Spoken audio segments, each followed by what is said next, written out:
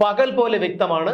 പിണറായി വിജയനെ സംരക്ഷിക്കുന്നത്, പിണറായി വിജയനെ ഇങ്ങനെ കയറൂരി വിട്ടിരിക്കുന്നത് RSSകാരാണ്, RSS ബന്ധമുള്ളത് കൊണ്ടാണ് എന്നുള്ള കാര്യത്തിൽ യാതൊരു തർക്കവുമില്ല. പക്ഷെ ഇപ്പൊ തന്നെ അഴിമതി ഇത്രയും വ്യാപകമായതുകൊണ്ടാണ് കേരളം ഭരിക്കുന്നത്. അപ്പൊ അതുകൊണ്ട് തന്നെ പോലീസിനെ ഏത് ഡയറക്ഷനിൽ കൊണ്ടുപോകണം എന്ന് തീരുമാനിക്കുന്നത് സ്റ്റേറ്റ് ആണ്. അപ്പൊ ഇതിലൂടെ ഇയാൾ ചെയ്തൊരു കൊലച്ചതി എന്ന് പറഞ്ഞാൽ എന്താണ്? പിണറായി ചെയ്തൊരു കൊലച്ചതി എന്ന് പറഞ്ഞാൽ എന്താണ്? 2004 മുതൽ 2014 വരെ ഭരണകൂടത്തിന്റെ അറിവില്ലാതെ RSS വൽക്കരണം നടക്കുന്നുണ്ടായിരുന്നു. RSS വൽക്കരണം പോലീസിൽ നടന്നത് അത് ഭരണകൂടം അറിഞ്ഞുകൊണ്ടായിരുന്നു എന്ന് മാത്രമല്ല, ഭരണകൂടത്തിന് അതൊരു ശരിക്കും ഒരു ക്വിഡ് പ്രോക്കോ ആയിരുന്നു. പിണറായി വിജയൻ പ്രതിയായ ലാവ്ലിൻ കേസ് സുപ്രീം കോടതി മാറ്റിവെച്ചത് 42ഓളം തവണയാണ്. 2022 ഓഗസ്റ്റ് മാസത്തിൽ അന്നത്തെ ചീഫ് ജസ്റ്റിസ് ആയിരുന്ന യു ലളിത് അല്ലേ സർ, യു ലളിത് അദ്ദേഹം ഈ വിഷയം ശ്രദ്ധയിൽപ്പെടുത്തിയപ്പോൾ അദ്ദേഹം പറഞ്ഞത് എന്തു വന്നാലും സെപ്റ്റംബർ 13 തീയതി ഈ കേസ് പരിഗണിച്ചിരിക്കണം. 2022 സെപ്റ്റംബർ 13 കഴിഞ്ഞു, 2023 കഴിഞ്ഞു, 24 സെപ്റ്റംബർ 13 ആകാൻ പോകുന്നു. ഇതുവരെ ലാവ്ലിൻ കേസ് കോടതി പരിഗണിച്ചിട്ടില്ല. അപ്പോഴാണ് RSS ബന്ധം, പിണറായി വിജയനും RSSുമായുള്ള ബന്ധം പുറത്തു വരുന്നത്. ഇത് പകൽ പോലെ വ്യക്തമാണ്. പിണറായി വിജയനെ സംരക്ഷിക്കുന്നത്, പിണറായി വിജയനെ ഇങ്ങനെ കയറൂരി വിട്ടിരിക്കുന്നത് RSSകാരാണ്, RSS ബന്ധമുള്ളത് കൊണ്ടാണ് എന്നുള്ള കാര്യത്തിൽ യാതൊരു തർക്കവുമില്ല. പക്ഷെ അത് നമ്മളെ ബാധിക്കുമ്പോഴാണ്, കേരളത്തിലെ സാധാരണക്കാരായ പൊതുജനങ്ങളെ ബാധിക്കുമ്പോഴാണ് നമുക്ക് ചോദ്യം ചെയ്യേണ്ടി വരുന്നത്. ഈ സുമേഷ്, ഇതില് നമ്മൾ മനസ്സിലാക്കേണ്ട കാര്യം എന്താണ് പോലീസ് ഫോഴ്സ് എന്നുള്ളതാണ്. നമ്മളത് എനിക്ക് ചർച്ച ചെയ്തിട്ടുണ്ട്. കാരണം മനുഷ്യന്റെ ജീവനും സ്വത്തിനും സംരക്ഷണം നൽകാൻ വേണ്ടി രൂപീകരിക്കപ്പെട്ടിട്ടുള്ള ഒരു സേനയാണ് പോലീസ്. അതെ. അപ്പം ആ പോലീസിന്റെ പ്രവർത്തനം ട്രാൻസ്പെറന്റ് ആകുക, നോൺ പ്രിജുഡിക്കൽ ആകുക എന്നുള്ളത് വളരെ വളരെ പ്രധാനമാണ്. ആ പോലീസ് ക്രിമിനൽ വൽക്കരിക്കുകയും ഈ പറഞ്ഞ പോലെ RS വൽക്കരിക്കുകയൊക്കെ ചെയ്തു കഴിഞ്ഞാൽ ഈ വേലി തന്നെ വിളവ് തിന്നുന്നത് പറഞ്ഞ പോലെ ആയിപ്പോകും. കാരണം നമ്മൾ എക്സ്ട്രീം ആയിട്ടുള്ള കേസുകളിലാണ് പോലീസ് സ്റ്റേഷനിലേക്ക് നമ്മൾ ചെല്ലുന്നത്.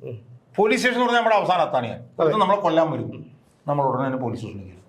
പോലീസ് സ്റ്റേഷനിൽ കയറി ചെല്ലുമ്പോഴത്തേക്ക് ആ പോലീസുകാരൻ കൊലയാളിയുടെ കൂടെ എന്ന് കഴിഞ്ഞാൽ പിന്നെ നമുക്ക് അവിടെ പോകാൻ പറ്റും. അപ്പം നമ്മുടെ ഒരു ലാസ്റ്റ് റിസോർട്ടാണ് ഈ പോലീസ് സ്റ്റേഷനുകൾ. അപ്പം അതുകൊണ്ട് തന്നെ പോലീസിൻ്റെ നിഷ്പക്ഷമായിട്ടുള്ള പ്രവർത്തനം നമ്മുടെ ജീവനും സ്വത്തിനും സംരക്ഷണം നിൽക്കാനും നമ്മുടെ രാജ്യത്തെ നമ്മുടെ സംസ്ഥാനത്തെ ക്രമസമാധാന പാലനത്തെയൊക്കെ സംബന്ധിച്ചിടത്തോളം വളരെ വളരെ വളരെ നിർണായകമാണ്. പോലീസിൻ്റെ കുറച്ച് കാര്യങ്ങൾ നമ്മൾ നേരത്തെ പറഞ്ഞു. പോലീസിനെ നേർവഴിക്ക് കൊണ്ടുപോകുന്നതും തെറ്റായ വഴിക്ക് കൊണ്ടുപോകുന്നതിലും ഏറ്റവും നിർണായകമായിട്ടുള്ള പങ്ക് സ്റ്റേറ്റിനാണ്. പോലീസ് അച്ചടക്കമുള്ള ഒരു സേനയായി നിൽക്കും യഥാർത്ഥ ഉദ്ദേശ ലക്ഷ്യങ്ങളോട് പ്രവർത്തിക്കുന്ന ഒരു സ്റ്റേറ്റ് ഉണ്ടെങ്കിൽ. ഞാൻ നേരത്തെ പറഞ്ഞു, ഇപ്പോൾ അച്യുതാനന്ദൻ മുഖ്യമന്ത്രി ആയിരുന്ന സമയത്ത് ഇതുപോലൊന്നും നമ്മൾ കേട്ടിട്ടില്ല. മനസ്സിലായി? കാരണം വെച്ചാൽ അച്യുതാനന്ദൻ്റെ അടുത്ത് പണി ഓടത്തില്ല. മനസ്സിലായില്ലേ? ഇപ്പൊ സ്ത്രീ പീഡനം നമ്മൾ എടുക്കുക. സ്ത്രീ പീഡനത്തിൽപ്പെട്ട ഒരു മുഖ്യമന്ത്രി ഉണ്ടെങ്കിൽ താഴെത്തട്ടിൽ സ്ത്രീ പീഡനം നടത്താൻ കഴിഞ്ഞാൽ പോലെ പ്രശ്നമുണ്ടോ? ഇപ്പൊ തന്നെ അഴിമതി ഇത്രയും വ്യാപകമായതുകൊണ്ടാണ് അഴിമതിയുടെ തലതൊട്ടപ്പനാണ് കേരളം ഭരിക്കുന്നത്. അപ്പൊ അതുകൊണ്ട് തന്നെ പോലീസിനെ ഏത് ഡയറക്ഷനിൽ കൊണ്ടുപോകണം എന്ന് തീരുമാനിക്കുന്നത് സ്റ്റേറ്റ് ആണ്, സ്റ്റേറ്റിന്റെ ക്യാരക്ടറാണ്. അവിടെ നിന്നാണ് നമ്മൾ ശരിക്കും തുടങ്ങേണ്ടത്. അല്ല, അതിലേക്ക് വരാം. പക്ഷേ ഈ പോലീസിലേക്ക് വരുന്നതിന് മുൻപ് തന്നെ നമുക്ക് ഏറ്റവും ഭീകരമായ മറ്റൊരു വിഷയം RSS ബന്ധം ഇപ്പോൾ വെളിവായിരിക്കുകയാണ്. കാരണം ADGP തന്നെ RSSന്റെ പ്രമുഖ നേതാക്കളെ കാണാൻ പോകുമ്പോൾ അത് പിണറായി വിജയന് വേണ്ടി തന്നെയാണെന്നുള്ള കാര്യം. കാരണം SFI അന്വേഷണം പോലും പാതി വഴിയിൽ നിലച്ചിരിക്കുകയാണ്. ഇതിനുശേഷം പിണറായി വിജയനും മകൾക്കുമെതിരെയൊക്കെ എത്ര കേന്ദ്ര ഏജൻസികളുടെ അന്വേഷണം വന്നു. ഇവിടെ ഡൽഹി മുഖ്യമന്ത്രി അരവിന്ദ് കെജ്രിവാളിനെ ഏകദേശം 4 മാസത്തോളം ജയിലിൽ 2 തവണയായി പിടിച്ചിട്ടിരുന്നു. പക്ഷെ പിണറായി വിജയൻ അതിനേക്കാളും എത്രയോ ഗുരുതരമായ കുറ്റകൃത്യം ചെയ്തിട്ട് പോലും അയാളെ ഒന്ന് ചോദ്യം ചെയ്യാൻ പോലും, അയാളുടെ മകളെ ഒന്ന് ചോദ്യം ചെയ്യാൻ പോലും ഇവിടെ കേന്ദ്ര അന്വേഷണ ഏജൻസികൾ തയ്യാറായിട്ടില്ല. നമ്മുടെ വിഷയം അതാണ്. അപ്പോൾ നമ്മൾ പറഞ്ഞു വന്ന കാര്യം, അതിൻ്റെ കൂട്ടത്തിൽ നിങ്ങളിപ്പോൾ കൂട്ടിച്ചേർത്ത കാര്യം, ഇപ്പം ഈ RSS വൽക്കരണം, പോലീസിന്റെ RSS വൽക്കരണം എന്ന് പറയുന്നത് ഭരണകൂടത്തിന്റെ അറിവില്ലാതെ നടക്കാം, ഭരണകൂടത്തിന്റെ അറിവോടുകൂടി നടക്കാം. ഇത് അറിവോട് കൂടിയാണെന്ന് ഞാനതിന്റെ ഉദാഹരണം ഞാൻ പറഞ്ഞുതരാം. ഉദാഹരണത്തിന് ഞാൻ ഇന്നലെ ഒരു TV ചാനൽ ചർച്ചയിൽ ഞാൻ കേട്ടത്, 2004 മുതൽ 2014 വരെ UPA സർക്കാർ അധികാരത്തിൽ ഇരുന്ന സമയത്ത് ആ ഭരണകൂടം അറിയാതെ ഒരു RSS വൽക്കരണം, ഒരു ഡീപ് സ്റ്റേറ്റ് ആയിട്ട് RSS പ്രവർത്തിച്ചിരുന്നു എന്ന് ഒരു ചാനൽ ചർച്ചയിൽ ഞാൻ ഇന്നലെ കേട്ടു. 2004 മുതൽ 2014. അല്ല, ഞാൻ പറഞ്ഞു വരുന്നത് അവരതിന്റെ ഉദാഹരണമായിട്ട് പറഞ്ഞെന്താണെന്ന് വെച്ചാൽ, അവർ പറയുന്നത് എന്താണെന്ന് പറഞ്ഞു കഴിഞ്ഞാൽ നിർണായകമായിട്ടുള്ള സമയങ്ങളിൽ പല സ്ഥലങ്ങളിലും ബോംബ് സ്ഫോടനം നടക്കും.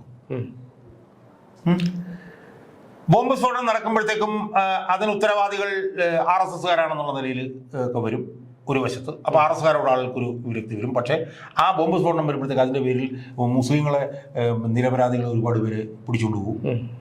അപ്പം ആ ചർച്ച ചെയ്ത ആൾ പറഞ്ഞ ഒരു പോയിന്റ് എന്ന് പറയുന്നത് UPA സർക്കാരിൻ്റെ കാലത്ത് 2004 മുതൽ 2014 വരെ ഭരണകൂടത്തിൻ്റെ അറിവില്ലാതെ RSS വൽക്കരണം നടക്കുന്നുണ്ടായിരുന്നു രാജ്യത്തും പോലീസിലും. അതിനാണ് ഒരു ഡീപ്പ് സ്റ്റേറ്റ് എന്ന് പറയുന്നത്. നമ്മൾ പുറമേ നമുക്കൊന്നും കാണില്ല, പക്ഷെ അന്തർലീനമായി ഇത് നടന്നുകൊണ്ടിരിക്കും. എന്നിട്ട് ആ ചർച്ചയിലുള്ള ആൾ പറഞ്ഞ കേരളത്തിൽ അത് നടന്നുകൊണ്ടിരിക്കുകയാണ്. കേരളത്തിലെ ഭരണകൂടം അത് മനസ്സിലാക്കുന്നില്ല. അവിടെയാണ് അവർക്ക് തെറ്റിപ്പോയത്.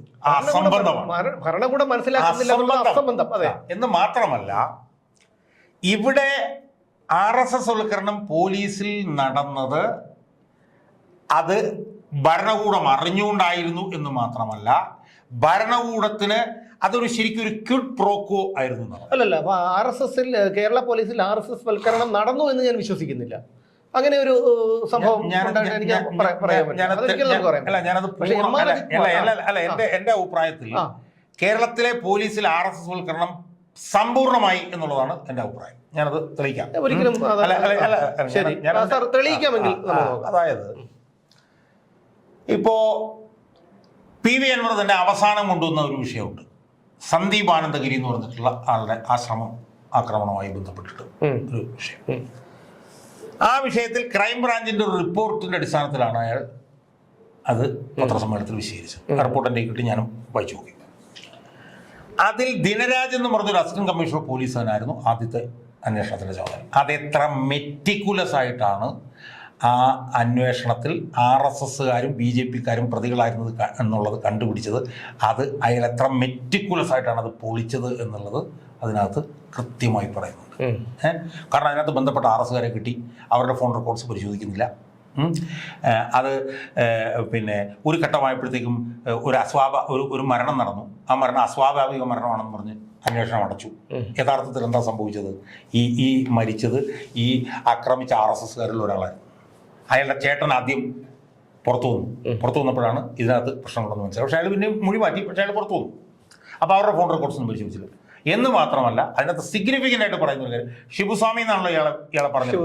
ഷിബുസ്വാമിക്ക് ആദരാഞ്ജലികൾ എന്നും പറഞ്ഞുകൊണ്ട് ഒരു റീത്തും അതിലൊരു എഴുത്തുകൊണ്ടായിരുന്നു. അത് പോലീസുകാർ പോലീസ് സ്റ്റേഷനിൽ കൊണ്ടു. ഒരു ദിവസം പോലീസ് സ്റ്റേഷൻ നോക്കുമ്പോൾ അത് കാണുന്നില്ല. അപ്പോൾ അതിനകത്തെ കൈവശം ഉണ്ടായിരുന്നത് കണ്ടുപിടിക്കാൻ എളുപ്പമായിരുന്നു.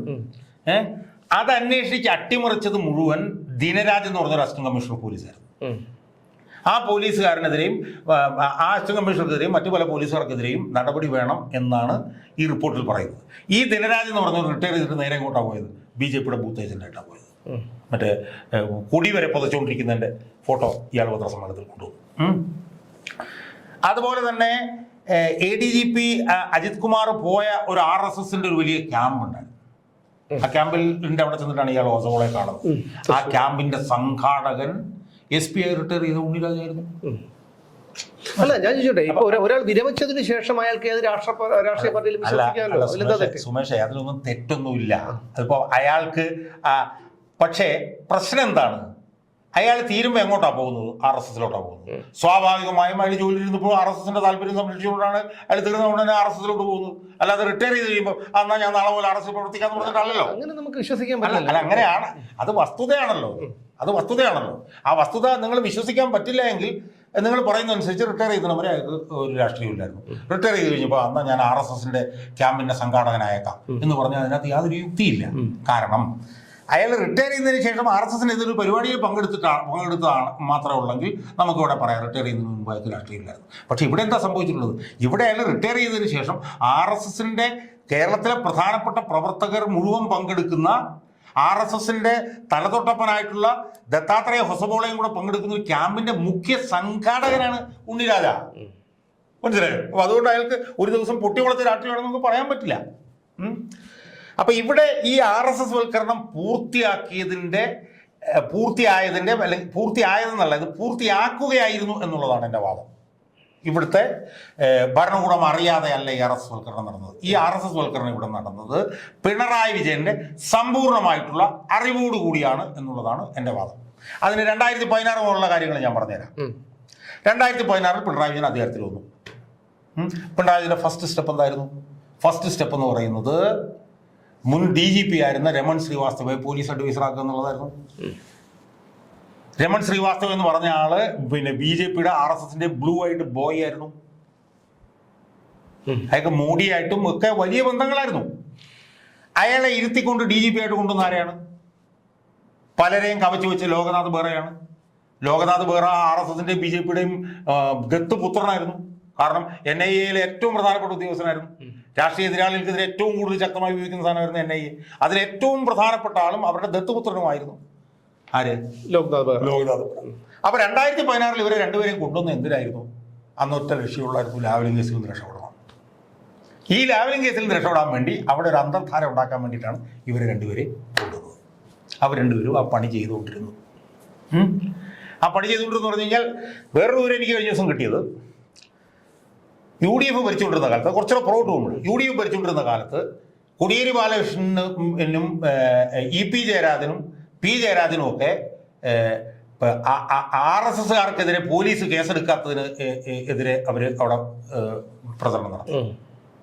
അവർ പോലീസ് സ്റ്റേഷന് മുമ്പിൽ ബോംബുണ്ടാക്കും എന്നൊക്കെ പറഞ്ഞ് വർത്താനം പറഞ്ഞപ്പോഴത്തേക്കും പോലീസുകാരൻ എന്ത് ചെയ്യുന്നറിയോ? പോലീസുകാർ പറഞ്ഞു പോലീസ് സ്റ്റേഷൻ കയ്യേറി എന്ന് പറഞ്ഞ് പ്രശ്നം ഉണ്ടാക്കി. ശരിക്കും സംഭവം എന്താണ്? RSSകാർ എന്ത് ചെയ്ത് കഴിഞ്ഞാലും RSSകാരെ കേസെടുക്കില്ല. കേസെടുക്കാത്തതുകൊണ്ടാണ് കോടിയേരി ബാലകൃഷ്ണനൊക്കെ രംഗത്തിറങ്ങിയത്. രംഗത്തിറങ്ങി കഴിഞ്ഞപ്പോഴത്തേക്ക് എന്താ പറഞ്ഞത്? രംഗത്തിറങ്ങിയപ്പോഴത്തേക്കും പോലീസുകാർ പറഞ്ഞു പോലീസ് സ്റ്റേഷൻ ആക്രമിക്കുന്നു. അവസാനം എന്ത് സംഭവിച്ചു? അവസാനം അതിൽ അവസാനിപ്പിച്ച് എങ്ങനെയാണ്? M ഇടപെട്ട് RSSും CPM തമ്മിലുള്ള തർക്കം അങ്ങ് അവസാനിപ്പിച്ചു. CPM ഊരിക്കൊണ്ട് ഓടി. അപ്പോൾ RSSനെ എവിടെ എതിർത്ത് കഴിഞ്ഞാലും പോലീസുകാരൻ വരും. ഈ M എന്ന് പറഞ്ഞവൻ എങ്ങനെയാണ് ഇടപെട്ടത്? M-ന് എങ്ങനെയാണ് 4 ഏക്കർ സ്ഥലം കിട്ടിയത്? ഇതൊക്കെ വളരെ ക്ലിനിക്കൽ പൊസിഷനിൽ നടന്നിട്ടുള്ള കാര്യങ്ങളാണ്. അപ്പോൾ ഇത് അവിടെ നടക്കുന്നു. രമൺ ശ്രീവാസ്തവ വരുന്നു, ലോകനാഥ് ബെഹ്റ വരുന്നു. അപ്പോഴേ പോലീസിലുള്ളവരുടെ ഇടപെടൽ ആരംഭിച്ചു കഴിഞ്ഞിരുന്നു RSSന്റെ. നിർഭാഗ്യവശാൽ 2020 കഴിഞ്ഞപ്പോഴത്തേക്ക് സ്വർണ്ണക്കള്ളക്കടത്ത് കേസ് വന്നു, ഡോളർ കള്ളക്കടത്ത് കേസ് വന്നു, മകളുടേത് വന്നു, SFIO വന്നു, നിലം പരി നിൽക്കാൻ പറ്റാത്ത സ്ഥിതി വന്നു. നേരത്തെ രാവിലെ മാത്രമേ ഉള്ളായിരുന്നു. ഇത് വന്നപ്പോൾ മൊത്തം പോലീസിനെ അങ്ങോട്ട് കൊടുക്കാൻ പറ്റാത്ത സ്ഥിതിയായി. അങ്ങനെയാണ് ഈ ADGP അജിത് കുമാറിനെ മൊത്തമായി തന്നെ RSSകാരൻ അങ്ങ് കൊടുത്തത്. അതിൻ്റെ ഇടയിൽ സ്വർണ്ണക്കള്ളക്കടത്ത് കേസിൽ നിന്ന് പിണറായി വിജയനെ രക്ഷപ്പെടുത്താനായിട്ട് ഇയാൾ ചാടി വരികയും ചെയ്തു. ഷാജി കിരണിനെ കൊണ്ടുവന്നു. ഷാജി കിരൺ ഇരുന്നപ്പോൾ ഷാജി കിരണിലൂടെ ഫോൺ ചെയ്തു. മനസ്സിലായോ? അങ്ങനെ വന്ന് ADGP അജിത് കുമാറിനെ, ഇനി ADGP അജിത് കുമാർ എലത്തൂർ പിന്നെ ട്രെയിൻ തീവെപ്പ് കേസ് പറഞ്ഞെന്താണ്, 3000 കിലോമീറ്റർ അപ്പുറത്തുനിന്ന് ഒരുത്തൻ ഇവിടെ കത്തിക്കാൻ വേണ്ടി വന്ന് പെട്രോളുമായിട്ടുള്ള വന്നിട്ട് അവൻ കത്തിച്ചിട്ട് അവൻ്റെ പേരും അഡ്രസ്സും അവിടെ എഴുതി വെച്ച് അവൻ പോയെന്ന് ആലോചിച്ചോളൂ. അതുപോലെ തന്നെ കളമശ്ശേരിയിൽ ഇത് നടന്നില്ലേ, ഒരു ഹോള് പിന്നെ ബോംബ് സ്ഫോടനം ഉണ്ടായി, 3 പേര് മരിച്ചു. ആദ്യം അജിത് കുമാറിന്റെ പോലീസ് പോയി 3 മുസ്ലിം. ഇവിടെ ഇത് വേറൊരു കാര്യം ചോദിച്ചോട്ടെ, ഇത് പറഞ്ഞ കൂട്ടത്തിലാണ്. അതായത് നമ്മൾ ഓയൂരിൽ ഒരു കുട്ടിയെ തട്ടിക്കൊണ്ടുപോയ കേസ് അറിയില്ലേ, നമുക്ക് ഇപ്പോഴും ദുരൂഹം തന്നെയാണത്. അവിടെ എങ്ങനെയാണ് പോലീസ് എല്ലാ സ്ഥലങ്ങളിലും വലവിരിക്കുമ്പോൾ ഈ പറയുന്ന തട്ടിക്കൊണ്ടുപോയി എന്ന് പറയുന്ന സ്ത്രീ കൊണ്ടുവന്ന് ഈ കുട്ടിയെ ഉപേക്ഷിച്ചിട്ട് പോകുന്നു, പോലീസ് ഒന്നും കാണുന്നില്ല. അവിടെ MR അജിത് കുമാർ വന്നിട്ട് പെട്ടെന്ന് വന്നിട്ട് പറയുക. പക്ഷേ ഇപ്പോൾ പറഞ്ഞു കേൾക്കുന്ന കാര്യം ഇതിൽ അവിടെ BJPയിലെ ചില ആൾക്കാർക്ക് ഈ കേസുമായിട്ട് ബന്ധമുണ്ട് എന്ന് പറഞ്ഞു കേൾക്കുന്നു. അന്ന് തന്നെ അതുണ്ടായിരുന്നു. ഇനി വയനാട്ടിൽ നിന്നിട്ട് അജിത് കുമാർ എന്താ കാണിച്ചേ? വയനാട്ടിൽ നിന്നിട്ട് മുസ്ലിം ലീഗുകാരുടെ വൈറ്റ് കാർഡുകൾ ഭക്ഷണം വിതരണം ചെയ്യുന്നതിൽ വലിയ എതിർപ്പുണ്ടാക്കി. ഇനി വയനാട്ടിലത്തെ ഒരു ഫോട്ടോ ഞാൻ കണ്ടു. ആ ഫോട്ടോയിൽ ആരൊക്കെ ഉള്ളതെന്നറിയോ? Chief secretary, Modi, Suresh Gopi, Ajith Kumar. ശരിക്കും DGP ആണ് അവിടെ വരേണ്ടത്. മനസ്സിലായോ? അപ്പം ഇന്നിപ്പോ ഞാൻ പിന്നെ ഉമേഷ് ബാബു ഒരു TV ചർച്ചയിൽ പങ്കെടുക്കുന്ന ഞാൻ കേൾക്കായിരുന്നു. മേഘസന്ദേശം, കാളിദാസന്റെ മേഘസന്ദേശം എന്ന് പറഞ്ഞ പോലെ പിണറായി വിജയന്റെ മേഘങ്ങളാണ് ഈ പിന്നെ അജിത് കുമാറും പിന്നെ P ശശി എന്നൊക്കെയാണ് പറയുന്നത്, RSSുമായിട്ട് ബന്ധപ്പെടാം. അപ്പൊ ഇയാളെ കൊണ്ടൊന്ന് നേരിട്ട് അയാളുടെ കയ്യിലോട്ട് കൊടുക്കുന്നു. അയാൾ പോയി ഇവരെ രണ്ടുപേരും കാണുന്നു, കേസിന്റെ കാര്യം ചർച്ച ചെയ്യുന്നു. അപ്പൊ ഇതിലൂടെ ഇയാൾ ചെയ്തൊരു കൊലച്ചതി എന്ന് പറഞ്ഞാൽ എന്താണ്? പിണറായി ചെയ്തൊരു കൊലച്ചതി എന്ന് പറഞ്ഞാൽ എന്താണ്? പോലീസിന്റെ കംപ്ലീറ്റ് കൺട്രോൾ കൊണ്ടൊന്ന് അവിടെ ഏൽപ്പിച്ചു. രാംമാധവ് എന്ന് പറഞ്ഞ ആരാ? രാംമാധവ് എന്ന് പറയുന്നവൻ ജമ്മു ആൻഡ് കാശ്മീരില് ഭരണമാറ്റം കൊണ്ടുവന്നവനാണ്. എങ്ങനെയാ കൊണ്ടുവന്നത്? PDP എന്ന് പറയുന്ന അവിടുത്തെ ഏറ്റവും വലിയ മുസ്ലിം ബേസ്ഡ് പാർട്ടിയാണ്. മുഫ്തി മുഹമ്മദ് സെയ്ദിന്റെ മകൾ മെഹബൂബ മുഫ്തി അവിടുത്തെ ഏറ്റവും വലിയ മുസ്ലിം പാർട്ടിയാണ്. ആ മുസ്ലിം പാർട്ടിയും BJPയുമായി ചേർന്ന് ഒരിക്കലും, കാരണം വെച്ചാൽ ഇവിടുത്തെ മുസ്ലിം ലീഗും BJP യും ചേരുന്ന പോലെയാ കർണാടക. അങ്ങനെ ഒരു മന്ത്രിസഭ ഉണ്ടാക്കിയവനാണ് രാംമാധവൻ. ആ രാംമാധവനാണ് ഇപ്പോഴും ഈ ജമ്മു ആൻഡ് കാശ്മീരിലെ തെരഞ്ഞെടുപ്പിന്റെ ചുമതല. ആ രാംമാധവനെയാണ് ഇവൻ പോയി കണ്ടത്, അല്ലാതെ വി മുരളീധരനോ അല്ലെ കെ സുരേന്ദ്രനോ അല്ല. അതെ, അതിന്റെ തലച്ചോറിനെയാണ് കണ്ടത്. അപ്പൊ സ്വാഭാവികമായും അതിനാണ് ഞാൻ ക്യൂട്ട് പ്രൊക്കോ എന്ന് പറയുന്നത്. ക്യൂട്ട് പ്രൊക്കോ എന്ന് പറഞ്ഞാൽ ഞാൻ നിങ്ങളെ സഹായിക്കും, ഞാൻ നിങ്ങളുടെ പുറത്തിരിക്കും. അപ്പൊ അവരുടെ അടുത്ത് ചെന്നിട്ട് ഇന്ന കാര്യങ്ങളാണ് പിണറായി വിജയന്റെ ആവശ്യം, അത് നടത്തി തരണം. ആ നടത്തി തന്നു കഴിഞ്ഞാൽ പോലീസിൽ നിങ്ങൾക്ക് ഇത്രയും ഫ്രീഡം. സിമ്പിൾ അല്ലേ? ഇതിപ്പം സന്ദീപാനന്ദഗിരിയുടെ കാര്യത്തിൽ ക്ലിയർ അല്ലേ? മുഴുവൻ കാര്യത്തിൽ ക്ലിയർ അല്ലേ? അപ്പം ഇതിനകത്ത് മലപ്പുറം ബേസ്ഡ് പ്രശ്നമല്ല. ഇതിനകത്ത് പോലീസിന്റെ ടോട്ടൽ ഒരു സാഫ്രണൈസേഷൻ ആണ്. അല്ല, അപ്പോൾ ഈ വിഡ്ഢികളാകുന്നവരാണ് ഈ പറയുന്ന RSS പ്രവർത്തകർ ഉൾപ്പെടെയുള്ളവരാണ് വിഡ്ഢികളാകുന്നത്. പ്രവർത്തകർക്ക് എന്തറിയാം? അല്ലല്ല സുമേഷ്, അവിടെ ഉള്ള അഡ്വാൻറ്റേജ് എന്ന് പറഞ്ഞാൽ RSSകാരെ സംബന്ധിച്ചിടത്തോളം അവർക്ക് ഇവിടുത്തെ പോലീസിൽ വലിയ കൺട്രോൾ കിട്ടുകയാണ്. ഞാൻ പറഞ്ഞു, ഇനി വേറെ ചില കാര്യങ്ങൾ ഞാൻ പറയട്ടെ. എത്രയോ കേസുകൾ പിന്നെ കെ സുരേന്ദ്രനെതിരുണ്ടായിരുന്നു. എവിടെയെത്തി? അതായത് V Muraleedharan, K Surendran, N Radhakrishnan, ഇവിടുത്തെ ഒരു ജില്ലാ സെക്രട്ടറി ഒരുത്തരുണ്ടല്ലോ, അവരുടെ പേരെന്താണ്, വെങ്ങാനൂർന്ന് കണ്ടുള്ള സുരേഷ്, MT രമേശ്, എന്താണ് ശശികല ടീച്ചർ. ടീച്ചർ ഹിന്ദു ഐക്യവേദിയുടെ അല്ല, ഞാൻ പറഞ്ഞു വരുന്നത് ഇവർക്കെല്ലാവർക്കുമെതിരെ വർഗീയ വിഷം തുപ്പുന്ന കേസുകൾ എത്ര എണ്ണമുണ്ട്. ആ കേസിൽ എന്തെങ്കിലും എവിടെയെങ്കിലും നടപടിയുണ്ടോ? നിങ്ങൾ സ്വപ്ന സുരേഷിന്റെ എടുക്കൂ. സ്വപ്ന സുരേഷ് കലാപം സൃഷ്ടിക്കുന്ന പറഞ്ഞ് തിരുവനന്തപുരം മുതൽ കാസർഗോഡ് വരെ കേസെടുത്ത ആളാണ് പിണറായി വിജയൻ. ശശികല ടീച്ചർ എങ്ങനെയാണ് സംസാരിക്കുന്നത് നമുക്കറിയാം. ശശികല ടീച്ചറിനെതിരെ എന്തെങ്കിലും നടപടി ഉണ്ടോ? ഏതെങ്കിലും BJP നേതാക്കന്മാർക്കൊരു നടപടി ഉണ്ടോ? മറ്റേ കൊടകര കുഴൽപ്പണം കേസ് അവിടെ പോയി. ഇതുപോലെ എത്ര. അപ്പൊ സ്വാഭാവികമായിട്ടും ഇത് നടന്ന കാര്യമാണ് എന്നുള്ളത് ക്രിസ്റ്റൽ ക്ലിയർ അല്ലേ? ആദ്യമായിട്ടൊരു സീറ്റ് കിട്ടണം എന്ന് പറഞ്ഞ് കൊടുത്തില്ലേ? ഇപ്പൊ ലേറ്റസ്റ്റ് എന്നോട് ഒരാൾ പറഞ്ഞെന്താ, ഇത്തവണ വയനാടിന്റെ വിഷയത്തിൽ പിന്നെ മോഡിയെ കാണാൻ പോയപ്പോഴത്തേക്ക് ഒറ്റയ്ക്കാണ് പോയത്. സാധാരണ രീതിയിൽ ആളുകളുണ്ട്. അപ്പോൾ വയനാടുമായിട്ട് വിഷയമായിട്ട് ബന്ധപ്പെട്ട് പോകുമ്പോഴത്തേക്കും റവന്യൂ മന്ത്രി ഇവരെ ഉദ്യോഗസ്ഥന്മാരൊക്കെ ഉണ്ട്. ഒന്നും 1 to 1 പോയത്. എന്ന് മാത്രമല്ല, സാധാരണ പോകുമ്പോഴത്തേക്കും കസവ് ഷോളാണ് കൊടുക്കുന്നതെങ്കിൽ ഇത്തവണ കൊടുത്തതെന്താണെന്നറിയോ? ഇത്തവണ കൊടുത്തത് നമ്മുടെ പത്മനാഭസ്വാമി കിടക്കുകയില്ലേ ഇങ്ങനെ ഒരു ആനന്ദശയനം. അതാണ് ഒരു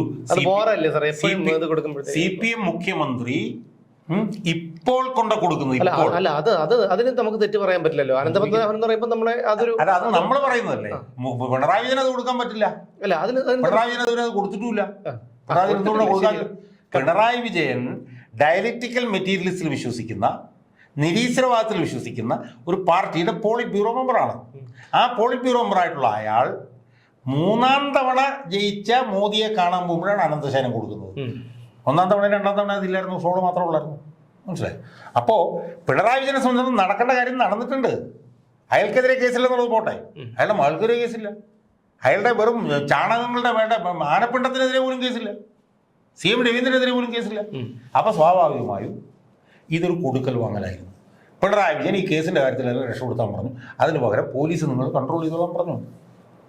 ആ കൺട്രോൾ ചെയ്തത് എന്നുള്ള ഉപകരണമായിരുന്നു ഇയാൾ ഇപ്പോൾ പുതിയതായിട്ട് ചെയ്തിട്ടുള്ളത് എന്താണ്?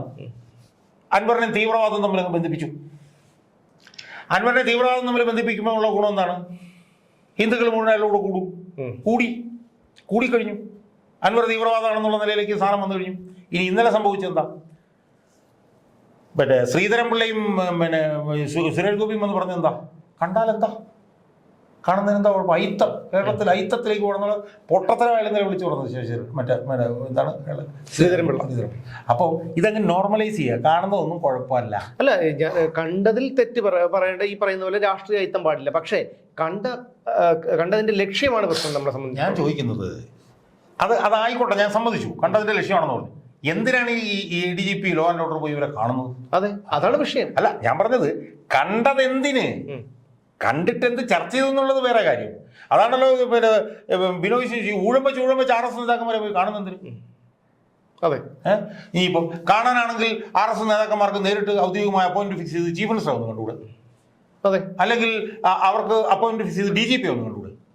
ഇനിയിപ്പോൾ പോലീസിൽ ആരെങ്കിലും കാണാനാണെങ്കിൽ അവർ പോലീസിൽ ഏറ്റവും ഉന്നതനല്ലേ കണ്ടത്. ഇയാളെ എന്തുകൊണ്ട് കണ്ടില്ല? വേറെ DGP കണ്ടല്ലോ ഇവിടെ. മനോജ് എബ്രാഹിമിനെ എന്തുകൊണ്ട് കണ്ടില്ല? അല്ലെങ്കിൽ H വെങ്കടേശൻ എന്തുകൊണ്ട് കണ്ടില്ല? അല്ലെങ്കിൽ ബൽറാം കുമാർ ഉപാധ്യായ എന്തുകൊണ്ട് കണ്ടില്ല? എന്തുകൊണ്ട് ഇയാളെ വന്ന് കണ്ടു? അപ്പോൾ ഇതൊന്നും നിലനിൽക്കുന്ന കാര്യങ്ങളല്ല. പക്ഷേ ഇതിനകത്ത് ഏറ്റവും ദയനീയമായിട്ടുള്ള അവസ്ഥ എന്ന് പറഞ്ഞു കഴിഞ്ഞാൽ ഇത് മൊത്തം RSS വൽക്കരിച്ചു കഴിഞ്ഞാൽ പിന്നെ ഒരു രക്ഷയില്ല, ഒന്നും ചെയ്യാൻ പറ്റില്ല. ഇപ്പോൾ ഒരാൾ പറഞ്ഞതുപോലെ പോലീസിൽ നിന്ന് RSSലേക്കാണ് ഇപ്പോൾ റിക്രൂട്ട്മെന്റ്. സാധാരണത്തിൽ ഇതുവരെ നമ്മൾ കേട്ടുകൊണ്ടിരുന്നതാണ് RSSകാർ പോലീസിലേക്ക് റിക്രൂട്ട് ചെയ്യുന്നതാണ്. ഇത് പോലീസിൽ നിന്ന് RSSലേക്ക് റിക്രൂട്ട് ചെയ്യുന്ന സ്ഥിതിയാണ് ഇപ്പോൾ ഉള്ളത്. അതാണ് ഉണ്ണിരാജിൻ്റെ ദിനരാജിൻ്റെ ഒക്കെ നമ്മൾ ആ സന്ദീപാനന്ദയുടെ ഒക്കെ പിന്നെ ക്രൈംബ്രാഞ്ച് റിപ്പോർട്ടൊക്കെ വായിക്കാറുണ്ടല്ലോ, ഭ്രാന്തായി പോകുന്നു. അത്രയ്ക്ക് മെറ്റിക്കുലസ് ആയിട്ടാണ് എഴുതി. കാരണം ഈ റീത്ത്, ഈ കയ്യേഷണം ഇത് വെച്ചിട്ട് പിടിക്കാവുന്നതാണ്. എന്നിട്ട് ഇതിനകത്തൊരു പ്രതി രാവിലെ 2:30 മണിക്ക് അയാളുടെ ഫോൺ ആക്റ്റീവ് ആയിരുന്നു, അയാളുടെ ഫോൺ എടുക്കുന്നില്ല എന്ന് മാത്രമല്ല, ഏറ്റവും വലിയ ഭീകരമായിട്ടുള്ള അവസ്ഥ എന്താ, ഫോൺ പരിശോധിക്കുന്ന ആരുടെയാ, കാരായി രാജന്റെ. ഏത് കണ്ണൂരത്തെ ഏറ്റവും വലിയ നേതാവാണ് കാരായി രാജൻ. അയാളെ തിരുവനന്തപുരത്തെ ഏറ്റവും പ്രധാനപ്പെട്ട ചെറുപ്പക്കാരൻ നേതാവാണ് IP ബിനു. അവന്റെ അപ്പൊ പോലീസ് RSSകാർ ഇത് എവിടം വരെ എത്തിയെന്ന് നമ്മൾ ആലോചിച്ച് നോക്ക്. കണ്ണൂരുള്ളവന്മാരുടെ പോലും എന്ന് പറഞ്ഞാൽ അവരാണ് ചെയ്തെന്ന് വരുത്താൻ വേണ്ടിയിട്ടാണ്.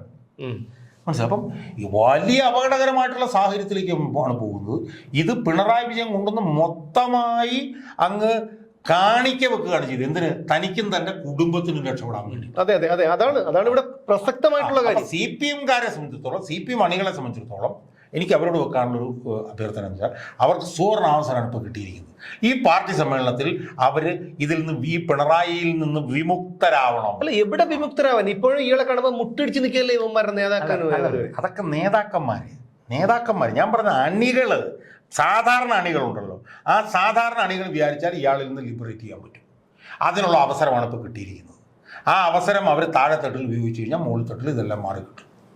അത് ചെയ്യുക എന്നുള്ളതാണ്. പക്ഷെ അവിടെയും ഉള്ള പരിമിതി എന്താണെന്ന് ചോദിച്ചു കഴിഞ്ഞാൽ, തിരഞ്ഞെടുക്കാൻ നമുക്കൊന്നുമില്ല എന്നുള്ളതാണ്. എല്ലാവരും, ഞാൻ ഇന്നലെ വേറൊരു ഇന്റർവ്യൂവിൽ പറഞ്ഞ പോലെ, പിണറായി വിജയൻ കളങ്കിതനാണ്, MP ഗോവിന്ദൻ കളങ്കിതനാണ്. കാരണം MP ഗോവിന്ദന്റെ മോനും പ്രശ്നമാണ്. EP ജയരാജൻ കളങ്കിതനാണ്, P ജയരാജൻ കളങ്കിതനാണ്, എല്ലാവരും കളങ്കിതനാണ്. അപ്പൊ ഇതിനകത്ത് നമ്മൾ എല്ലാം ചീഞ്ഞ മാങ്ങകളാണ്. ഇതിനകത്ത് ഏത് മാങ്ങ നമുക്ക് എടുക്കാൻ പറ്റും? കുറച്ച് ചീഞ്ഞ കുറച്ച് മാങ്ങ എടുക്കാൻ പറ്റും. പക്ഷെ ആ മാങ്ങ ചീഞ്ഞതാണെന്നുള്ളതാണ് നമ്മൾ നേരിടുന്ന ഏറ്റവും വലിയ പ്രശ്നം.